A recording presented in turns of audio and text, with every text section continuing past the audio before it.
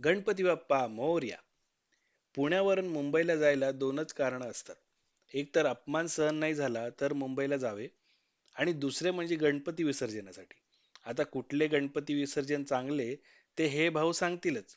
पण आज आपण मुंबईचे गणपती विसर्जन बघूया, तेही थोडक्यात. पुण्यावरून मुंबईला जाण्यासाठी हक्काची शिवनेरी पकडली आणि थेट पोचलो मुंबईमध्ये. तिथे आम्ही फोर्टचा राजा, कोलाब्याचा युवराज आणि इतर गणपती पाहिले. कारण तिथे गर्दी नव्हती, तीही चक्क शेवटच्या दिवशी. सिद्धिविनायक नमो नमः अष्टविनायक नमो नमः गणपति बाप्पा मोरया.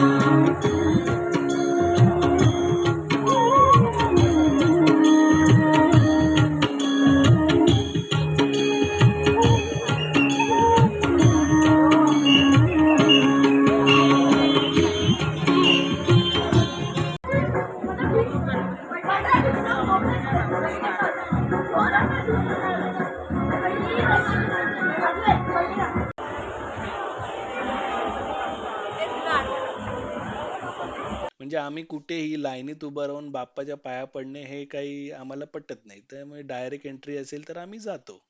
कारण विसर्जनाच्या दिवशी सगळे बाहेर पडणारच होते आणि पडलेही. हो, व्हेरी गुड. बोला गणपती बाप्पा.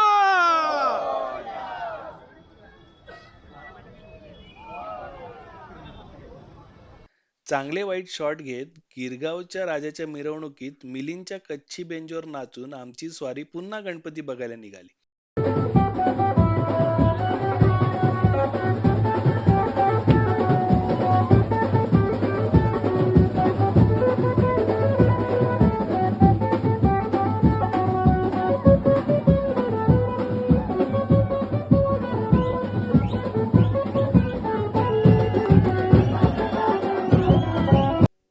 मध्येच माझा मित्रही भेटला.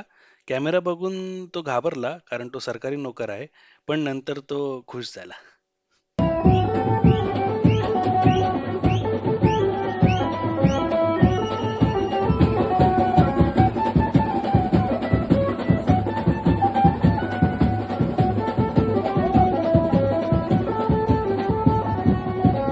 मोठ्या गणपतीपेक्षा छोट्या गणपतीवालेच चांगले असतात, ते मला प्रसाद मिळाल्यावर कळलं.